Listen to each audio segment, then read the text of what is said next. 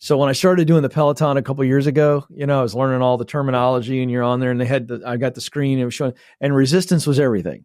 So as the coach was telling me, they go, okay, get your resistance up to this, and it was all, and it hit me one day. I'm sitting there riding this bike, and I'm like struggling, I'm like, and it's like the resistance is what's getting the heart rate and the performance where it needs to be. So the thing that I'm looking to accomplish is only accomplished through resistance. And I thought, man, that's so true in life and business as well. Any type of growth is on the other side of resistance. In other words, strength is a result of the struggle. So this is true in working out physically. We know this. And it's also true in nature. And there's an old story. I don't know how long it's been out on the internet, and who knows how old it is before it got put on the internet.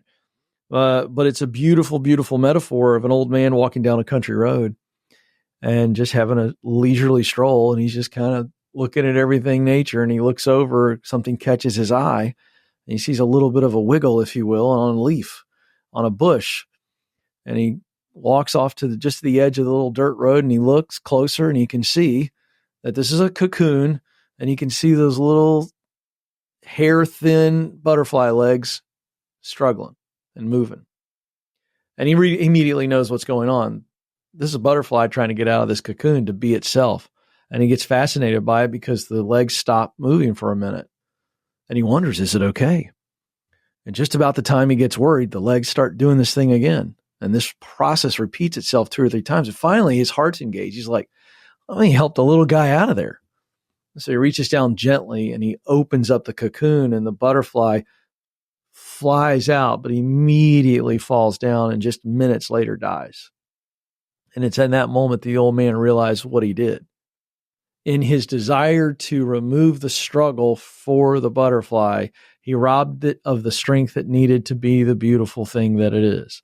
And when that cocoon is ready to open, and when that butterfly struggles enough and gets those legs and wings strong enough through the resistance and the struggle, only then can it be what it's supposed to be. And I think that's just one of the most beautiful metaphors I've ever heard. We need more struggle and more pain, because the more struggle and the more pain we have, the greater the opportunity for us to learn, and the greater the opportunity for us to grow.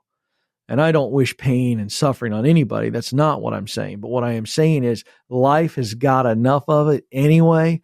And we've got to understand, if we can get out of our heads as we're entrepreneurs or leaders or whoever your audience is, and realize that when we were kids, if we think about it, we look back on it, some of our greatest moments of maturity came through struggle. And so if you're in the middle of struggling right now, it's going to be okay.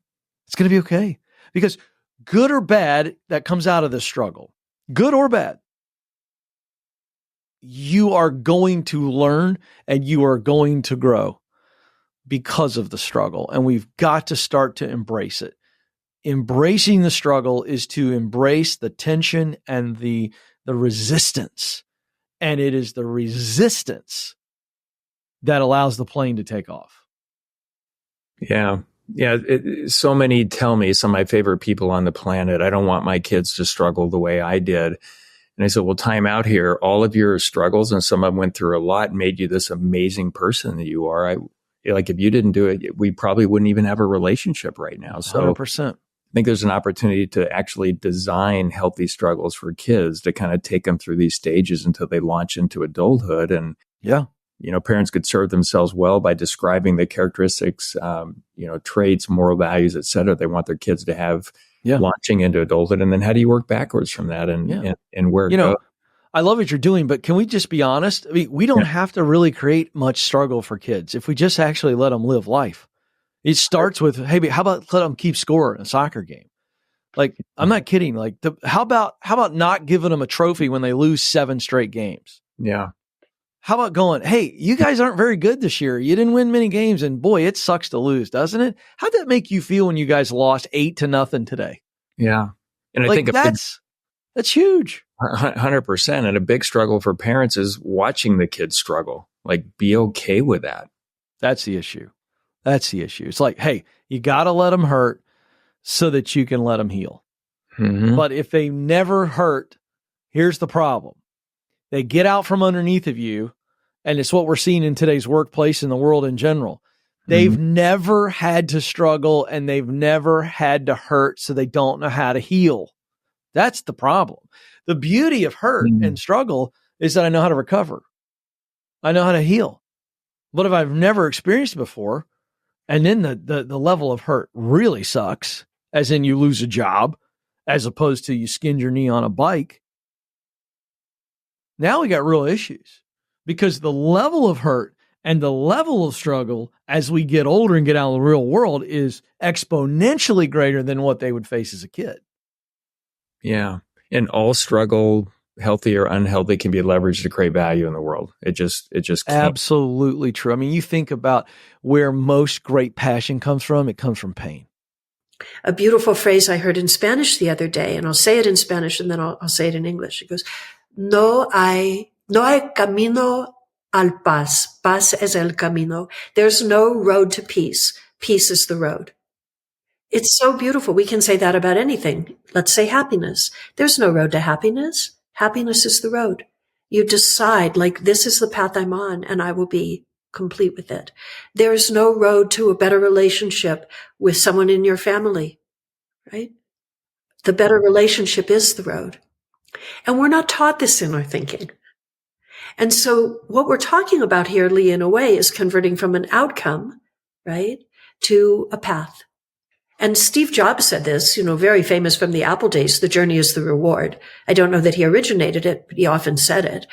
We are on a path that is our game of life, and it is our opportunity and really even our responsibility to look at that path as our resistance training and our gift to finding the jewels that will lead us to that satisfaction in our life. If you don't know what's out there, like what to expect, naturally it's going to elicit some kind of fear. And so I liken it to, or a good analogy which I use in those circumstances, Lee, is around like when you're driving your car. So and it's nighttime. Your headlights only light up 50 meters or 100 meters of the road in front of you. Yet, for whatever reason, you continue to carry on driving, don't you? And because we have this, we trust that the road is going to carry on being there. Once the light ends, the road is still going to be there, right? The challenge is, though, with something like starting up a business, most people have never had any experience of running a business. And so the road, the map doesn't even exist. They can't even comprehend like what's out there beyond, the headlights, and it going dark, for example. So, it's pervasive. It goes right the way through, not just in startup land, but I see very experienced business owners still, they have this fear, which is floating around, and fear shows up in business in all sorts of different ways, or the things which people are afraid of. I had a conversation with a guy whose net worth was like 600 million, and he was afraid that it was just going to disappear, like evaporate overnight. And you think when you've got that level of capital and like income, money behind you and assets, you'd have thought, oh, why should that guy be afraid? But he was $600 million of assets, and yet he still had that fear. And I'd say out of all of the things which stop people, the biggest one is money. So I don't know where people have got this idea from. Maybe it's from sort of programs like Shark Tank and Dragon's Den, where you see people getting investment, for to start and grow their business. And I think a lot of people have this preconceived ideas that it costs a lot of money to start a business. And even where there are businesses where you need some kind of capital to start it up. So take a gardening business, for example. Yes, eventually you might need to buy a lawnmower and a hedge trimmer. And we were talking about that, funny enough, before we started recording. My neighbour's trimming his hedges, So you've got to buy the equipment. But actually the reality is, no, you don't, because most people who own a house who have a lawn, they already have a lawnmower probably in their shed, or they already have a hedge trimmer stowed away somewhere. So you go around and knock on 50 doors and you speak to them and say, hey, listen, I'm a gardener. We're taking on clients in your area. We've got a wait list at the moment. So we're looking at starting in, say, a month's time or 2 months' time. So you can start to build up, first of all, a wait list. And then when somebody says, okay, well, when, what happens? How do you start? Well, what we typically like to do is, because we know that you like your lawn mowed in a certain way and you have your own equipment, we tend to use our clients' equipment. So you can literally start from nothing. You can knock on some doors and just if you just remain a humble human being, and don't expect to go out and make millions from day one, going out and knocking on 20 doors and getting a day's worth of work for $100, say, is a start. That's how businesses start. They start green and lean. And then slowly over time, you start to raise your prices a bit. You get better at being able to articulate the value around what you do. The results, i.e. the results of you going out and doing somebody's garden, like getting the person excited about why they should hire you as their gardener, for example. So you can raise your rates, and then you can start to invest into the business. Then you can invest some of that into a website. Then you can invest some of it into maybe getting some machinery and some equipment.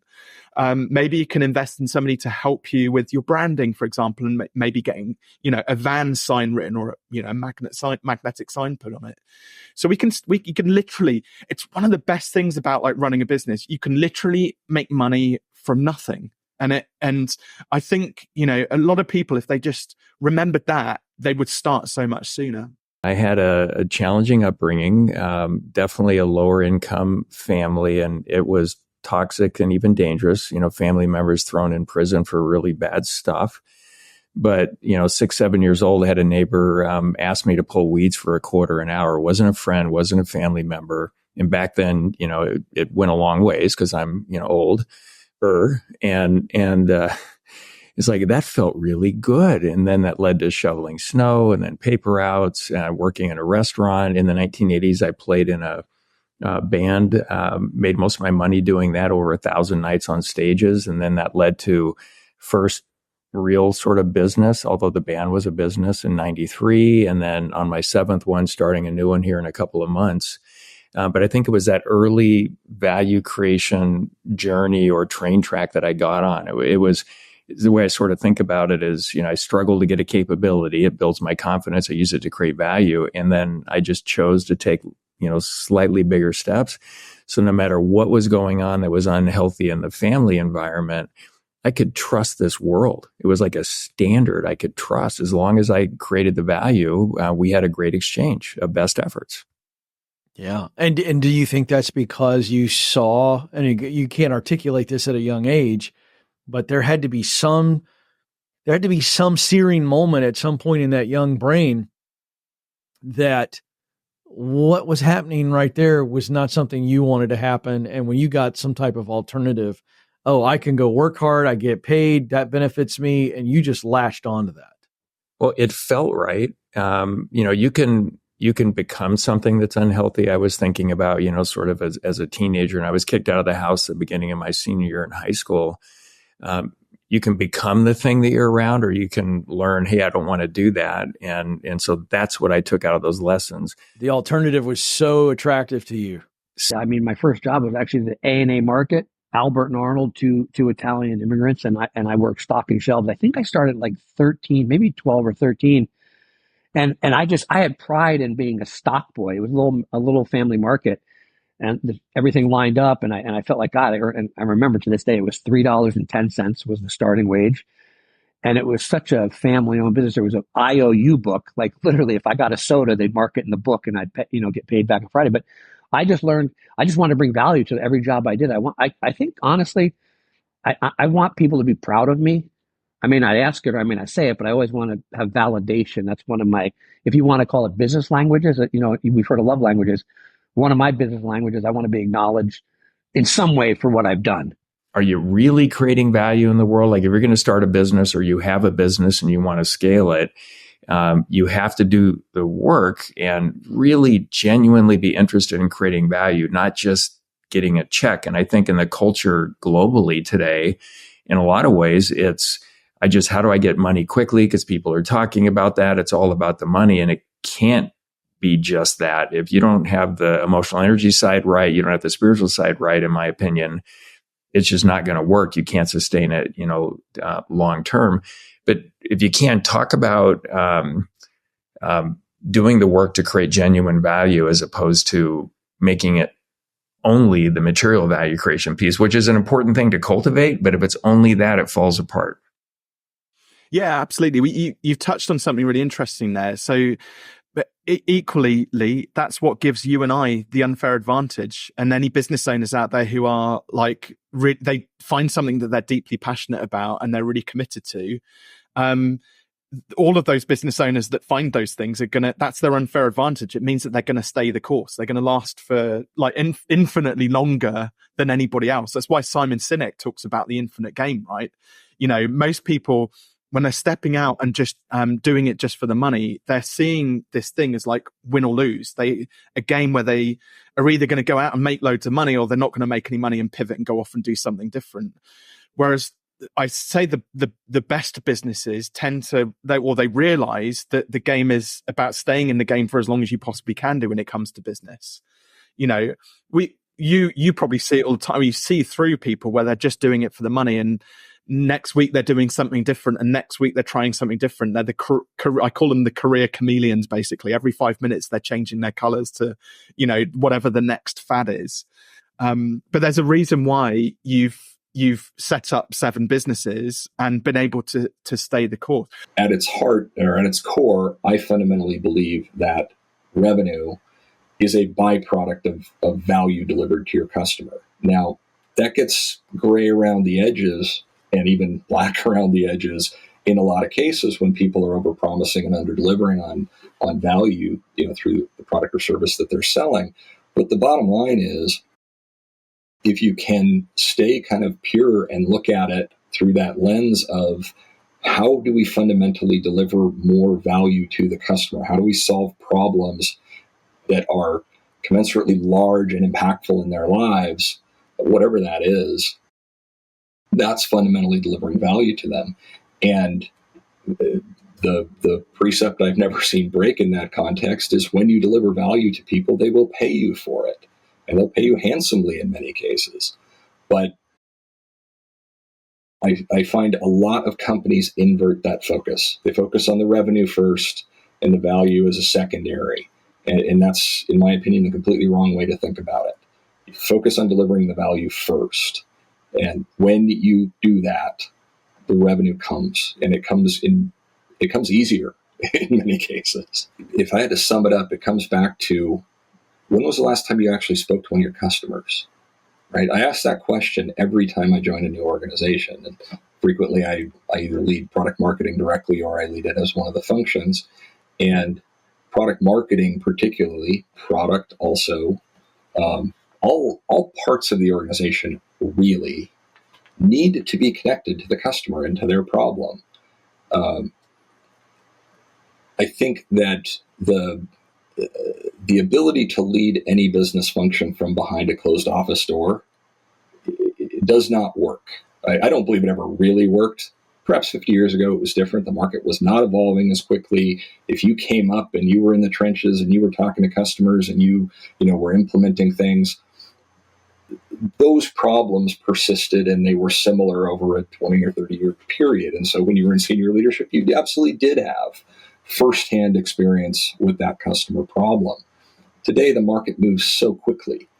If you are not hands-on with your customers, with the product itself, in my case, the marketing itself, writing the value props, messaging, positioning, writing the content, doing the A/B testing on the next new platform that is coming out and understanding what their targeting abilities are, you miss the market so quickly because it moves past you.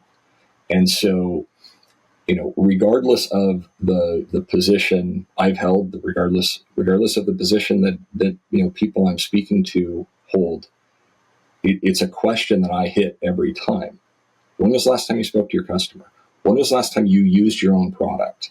When was the last time you watched one of your customers use your product? Because if you're not doing that and you're not doing it frequently,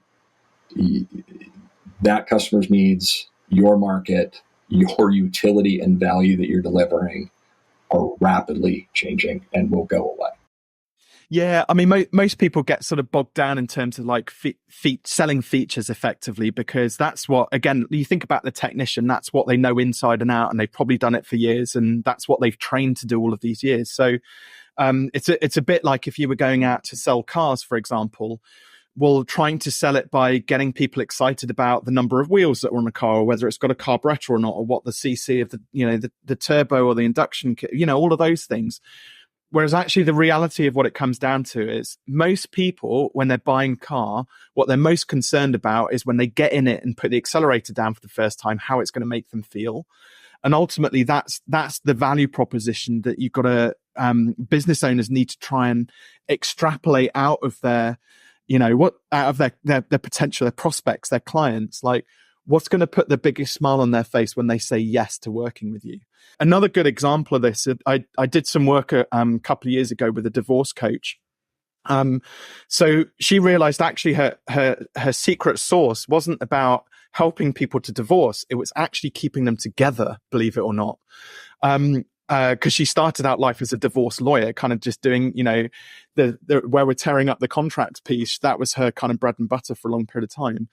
But she used to work with a lot of high net worth individuals, and money was obviously a major issue when it comes to divorce. So, and the average divorce for the type of client she was working with ended up being like $2.2 million or something just on her fees alone. So she was like, and it was, massively dividing families. And she also saw that there was some families that would rather just stick together. They just couldn't find a way through it. So she pivoted. She went out and retrained as a coach. She started helping people to stay together. Her value proposition was based on, well, if I can't help you stay together, I'll help you move apart. And she kind of, ethically, she managed to split the two businesses off so she could do both. So she used to charge £250,000 for a 12-month $250,000 for a 12-month program to help the couple stay together.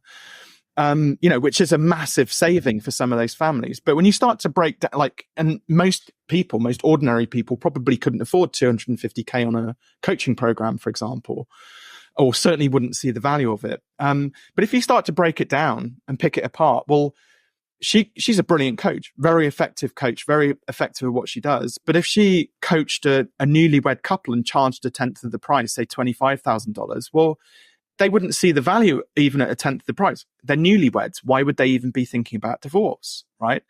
And you could go another step further. You could divide it by another 10 times, and at $2,500, she could be coaching a single guy in his 20s. Well, he's not even married yet. Why would he even be thinking about divorce? The $2,500 isn't even of any value to him at all. It's like, why? So he wouldn't spend that, irrespective of how good a coach she was. And I think a lot of business owners don't stop to think about the outcome which they're delivering for their clients. They look at it very much from their own perspective of, well, how much would I pay for something? Do I actually need this thing? And then they also listen to the wrong evidence as well. So when they do finally take it out to the market, the first person that they speak to says, oh no, I wouldn't pay that for it. And of course they believe them, right? But there's more of a narrative behind this as well. When that person says no, it's because they don't get the value. They don't understand the value, or maybe the value, it's just not relevant. That product just isn't relevant to them, right? And that is also just a straw poll of one person. And I do believe when you've got a good idea for a product or service, you should pitch it to at least 20 or 30 people before you even start to jump to any conclusions as to whether it's a good idea or not. And I think a lot of people, they listen to the wrong advice. They listen to the wrong person, i.e. the first person who says no, who doesn't understand what results to expect, or what experience they're going to get when they say yes to working with you, or what process you're going to take them through, or just anything about it. So that they're the wrong person to listen to.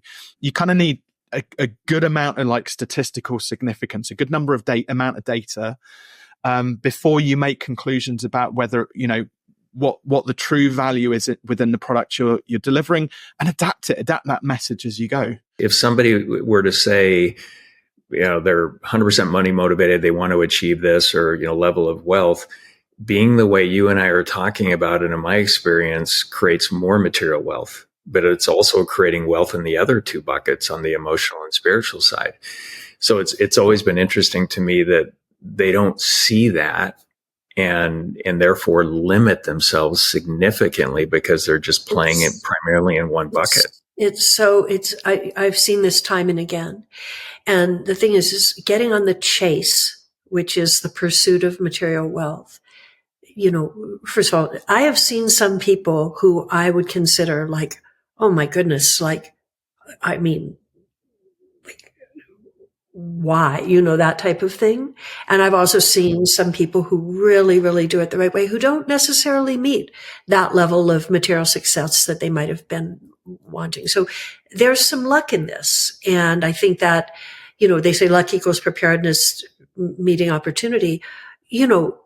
I have been prepared for opportunities that I don't think have come to me yet, and may or may not come to me. I'm at the point now where that doesn't frustrate me anymore. I see it as a part of the dance of life. We're not in control of everything. However, when people are only chasing that material goal, here is something really important I've noticed. They never get there. There is something that they're seeking that they think the material goal will fulfill. But when they get there, because they're not emotionally or spiritually connected, grounded, whole, complete, aligned with intention, values-based, they think that that the problem is just they need to go out and get more money. And by the way, this largely is like how consumerism works as well. I mean, let's just name it. Like, I'll just buy that one more whatever it is, and then I'll be happy. No, that doesn't work. Wrong reward chemistry. I think we agreed that the scarcest commodity on the planet in terms of how people show up is capable, virtuous leadership. And that's causing all the problems out there. What are your thoughts around, we could talk 3 more hours around this, but what does it mean to be a capable and virtuous leader, and why is that so important? Yeah, I love that. Well, let's talk about the virtuous part, because I think it makes you capable. And I love that you put, I think virtue, is everything. It's crazy. I'm reading a book right now, and I want to get the title right because I read so much, and I usually have 7 books going at once. And I got to pull this up because this is so timely, and I appreciate. I want to get it right. Where is that app to where I can tell you what it is? Oh, here we go. Bear with me. 20 seconds. Okay, it's called The Pursuit of Happiness. I thought that was the case. And so the name of the book is The Pursuit of Happiness, and the author has gone in and he has done all this research on the founding fathers of America and how they wrote about the pursuit of happiness. Now, we know it famously from the first line of the Declaration of Independence, right? Life, liberty, and the pursuit of happiness. Well, this is not a Jeffersonian idea at all, and it's probably coming from John Locke that influenced a lot of the founding fathers, but it was not Locke's idea either. Locke expounded on it, but we can see it in the classical writers, the Socrates, the Ciceros, those Roman philosophers. And so anyway, all that to say, in reading this book, the pursuit of happiness as defined by these classical thinkers in John Locke and then espoused by our founding fathers in America is about virtue. So you got me all excited and you hit me in a great nerdy nerve here on virtue. So what does it mean to be a capable, virtuous leader? Okay. And it's really, if I'm virtuous, then we can talk about capable, but I don't think you could be capable if you aren't virtuous. And what I mean by that is the very idea of virtue, and this gets me so excited, is in a leadership role, virtue is about caring for the people you lead, caring for them. And I think we use the shepherd analogy. I really do. The rod, the staff, the shepherd uses, he can hook the sheep by the neck and pull the sheep back, protecting the sheep. He can attack predators. The very idea of shepherding and leading that way, I think, is so beautiful because you've got a flock of people, a flock of sheep, whatever. And the shepherd's sole job is to take care of the sheep. And so I think the leader, a virtuous leader, is saying, I am in this honored position, yet steeply responsible position to protect, care for, serve, guide, exhort, whatever, influence. I mean, we could go 1,000 words, but if you wrap all of those words into it, it is still an act of caring for the people that you lead. So whatever the illustration, it's still care. I'm caring for them. I care enough about them to promote them. I care enough about them to give them a raise. I care enough about them to develop them, all that stuff. So that's a virtuous leader. It's about we, not me. Jim Collins calls this a level 5 leader in his legendary research that we all know from Good to Great. And he talks about the level 5 leader. They had this unbelievable combination of crazy drive, like intense drive for excellence, but radical humility. In other words, when we win, I win, not the other way around. And so a true leader, a virtuous leader, to use your word, is someone who is we focused. And the we being, I am put in charge of these people and I've got to care for them and do my best to make their abilities used at their best, to care for them so they can care for their kids and their wife. I mean, that's a virtuous leader. It's we, and the we is just, I've got this really intense responsibility and we collectively have to win. And at which point I win as a leader. So that's the virtuous leader. Now, the capable side of things is, I think a capable leader has to meet 3 needs. Gallup did the largest study ever on engagement in the workplace, and they came away with 3 findings that there is 3 human needs that everyone needs met in the workplace. So if we're going to go from virtue, that's a spirit and an attitude towards people that I just described. Now we talk about the capable side. And I think the capable comes down to meeting 3 needs. They are, it's not my opinion, this is Gallup. Number 1, people need to know that there's some meaning in their job. Is this a meaningful role and how is it making a difference? They want to see purpose and meaning. Number 2, they need to be recognized publicly and privately for their unique contribution. Recognized for a unique contribution. Not, hey, good job. It's, hey, I saw what you did with that customer the other day, the way you sat them down. They were unruly. They were rude. You didn't take it personal. You immediately got right to the heart of their problem and calmed them down, and then you helped them. Masterclass. That's it. That's what we're talking about there. And then the third, they want a relationship with their leader. They do not want to be viewed as a unit of production. Now, we're not talking best friends here. We're not saying you got to be best friends. We're not even saying you got to be a mentor per se, but they want a relationship with their leader. In other words, they want to relate with their leader. They want to know that the leader cares about them, knows about them, hears from them, counts on them. And so the relationship that I would recommend is the coach relationship. There's a really special bond between a coach and a player when it's done right. And I think it's that mix of, I care about you, I want you to win. I need you to go out and perform well so that we win the game. And I'm going to show you how to do it. I'm going to let you do it. And then I'm going to coach you up. So those 3 needs is where we get to capability. I think if a leader meets those 3 needs, put a person in a seat on the bus where they feel it and see meaning and purpose in their work, recognize it for their unique contribution, and create a relationship with them where you are their coach, I think it makes you a capable leader. And we've already covered virtuous. And when I think about spiritual value creation, in the context of organizations, for me, it's being connected to something bigger. It's the community. It's how we feel about each other, how we care about each other. And the one organization that I'm talking about here with just over 500 employees, when I sold it in 2016 to Textron, is, in the entire time, I think there were probably 64, 65 leaders when I sold it. Never had a leader quit ever. I've had to ask a few to leave, and I think I changed my leadership team out over the 23 years of that journey 5 times completely. That's okay. Those things happen. Most of them found roles where they could continue creating a lot of value for the organization. So I thought about being super intentional in all 3 of those buckets. And when it came to culture, we had alignment tools, we had a vision, a mission, a quality policy, leadership traits, behaviors. But before we even developed any of them, we came up with a really strong reason for having it. For example, mission statement, we wanted to tell our customers in a compelling way, this is why you should do business with us, and at the same time, tell every employee why they have a job. And it was to safely reduce aircraft operating costs.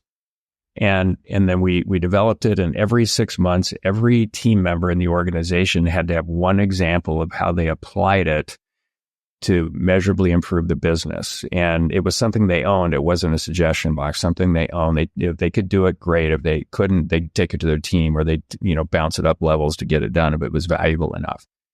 And so we made the alignment tools come alive. It was incredible. You're exemplifying, what I think it's all about, that mobilizing and focusing and sustaining the energy of the organization, right? And the various tools that want you to do that. Tools sounds a little instrumental, but that sense of shared purpose, right? We're there to reduce aircraft operating costs, right? That's why we exist, right?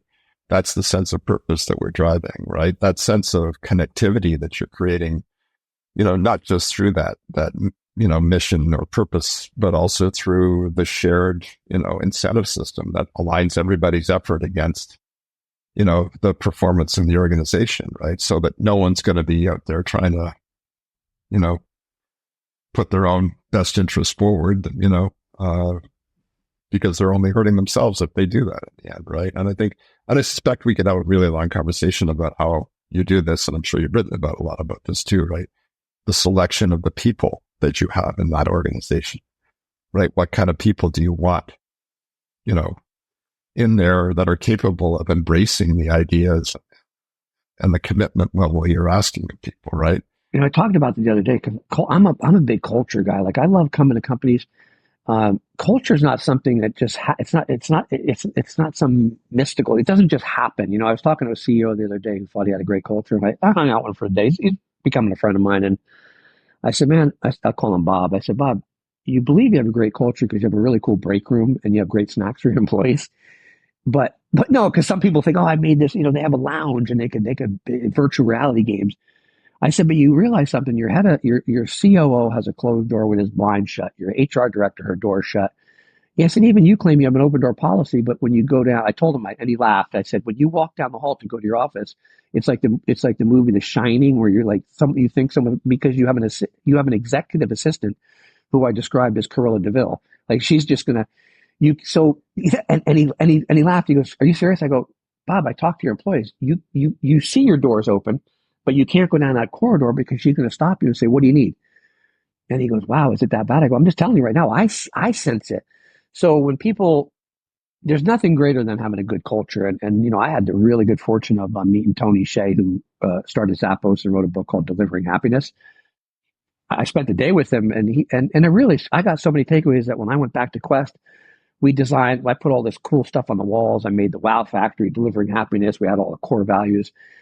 And Quest became, when you have a good culture, when 5 o'clock rolls around and people aren't leaving, and 7 o'clock's rolling around, you're like, oh shit, we got to order food because people are still working, and but also it's no magical, it's not a wand. It's something that just happens based on how I think people are treated, how they feel about themselves, their self-worth, are they appreciated? And I tell people, listen, I don't care if you're the founder of the company, there's nothing wrong going out and sitting in a cubicle with the guys or the women, whatever level customer service. Hey, what are we doing wrong? What are we doing right? What can I do to help? Can I get on the phone with you guys? And I would love to hear what the customer is saying about our company. And sometimes people think it's so beneath them, but just do that once a week for an hour. They'll be like, oh my God, Bob came out and hung out with us. Wow. Maybe you had the chance to see a Netflix series that's called The Blue Zones. Did you happen to hear of this?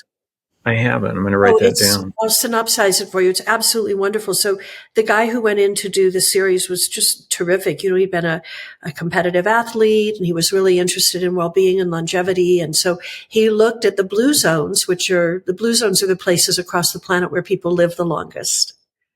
Right, where people very often older than 100. And he went in to go, and I think his motivation was primarily to find, okay, what do they eat that allows them to be so healthy and so forth. When he went in and he started looking around at these blue zones, he saw there's a lot more than longevity going on. There's a lot of mental health going on. There was not the same levels of I won't name them, but the common aging associated mental health concerns and physical health concerns. they were not present in these cultures in the way they're present, even in our younger people in our cultures. My favorite scene in the movie is in Hokkaido, which is probably the world's most astonishing blue zone.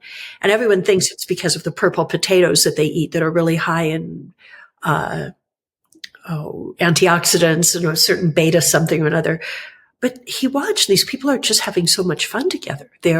First of all, the elderly people, they're out there gardening every day. They get down on their knees, they dig in the earth. It's just what they do every day to nourish themselves. They have family members come over. They live in close proximity to each other. They don't drive for an hour and a half commuting to work, right? They're connected. And there's so much appreciation of who older people are. It's just really delightful to see this woman who I think is 103 picks up a sake bottle. I don't know if it's empty or full. And she balances it on her, adorable head. And she just does this silly little dance and stuff. And everyone is just delighting in her. And you can tell she loves it. They go to Greece and they hear all of these people saying in this one little island in Greece, we love her. She gives us perspective, So, the little, men 98 years old are still tending the goats or the sheep or something. Now, I don't want to be artificially or unrealistically, saying, aha, that's it. Or say we should all go back to, tending goats or planting gardens is pretty great, but another story. But what the person who led this series had, you can almost see his aha moment. He goes, this isn't about the food. Food's great. Let's pay attention to it. This is about belonging. This is about connection. This is about being part of something greater, bigger than yourself. Military is an organization. There's camaraderie. There's teamwork. It's the craziest thing. I went to Paris Island, which is truly a brutal place. If you saw the movie Full Metal Jacket, it's probably as realistic up until, leaving for Vietnam on how they treat you because they break you down physically and mentally. But there was something about the camaraderie. And even when I got to my first unit in Camp Lejeune, it was crazy. It was a big open bay, like 100 feet long, just bunk beds, and you had your locker. But I had guys from the South that literally, their grandfather were grand wizards of the KKK. And right next to them were black guys from Jamaica and then Puerto Rican guys from New York. And the crazy thing is, everyone knew how people, but when we had such camaraderie though, it had no bearing on anything. There was no race relations. It was like, hey, we were one team. We had to survive together, which I thought was very unique when I was in the Marine Corps. Because I was a kid from this little hick town in New Jersey. I was exposed to nothing. And I thought it was very interesting that in time of need, everyone was there for each other, regardless of what your maybe views were outside of that. 5% changes are huge. There's so many people who think they have to change everything in order to get it right. I think that's a reflection on how many false promises certain things in our culture, society, economic system, and so forth have given us. So you don't have to change everything. 5% change. If all you started doing was breathing before responding, taking one breath before responding, if all you started doing was really tapping into that innate birthright of being curious, like really kind of having some, before I say what is, I'm going to consider other perspectives, just really, I wonder what else might be possible. Just that beautiful curiosity, which is what I taught at Stanford, is really the art of curiosity. Another thing is, if all we do is go out into nature, because we are biological beings that came up through, hundreds of thousands of years and millions before that in nature. If all we do is go out and really look at nature and get curious, like a friend of mine asked the question, nature, what will you teach me today? So, I might go out to nature and say, I might see the way the birds gather around the little, water pot I put out there for them. Oh, I see that some birds are simpatico with each other and tend to be together. I see that some don't get along. I wonder what that might teach me today. I mean, we become more porous to what this life really is. We become better at gathering what really matters rather than chasing one dangle out there that we've been told is the prize. I think the reason that we're reaching, so many of us reaching for that one prize, is because we have somehow received a message that this moment itself, this opportunity to be here, that's the prize. Conviction is where courage appears, Courage doesn't just, you can't summon it. Courage is a byproduct of clarity. And I know who I am. I know what I want to do. I know why I want to do it. I'm afraid, I'm doubtful, I'm prideful, and I know I still have to do it.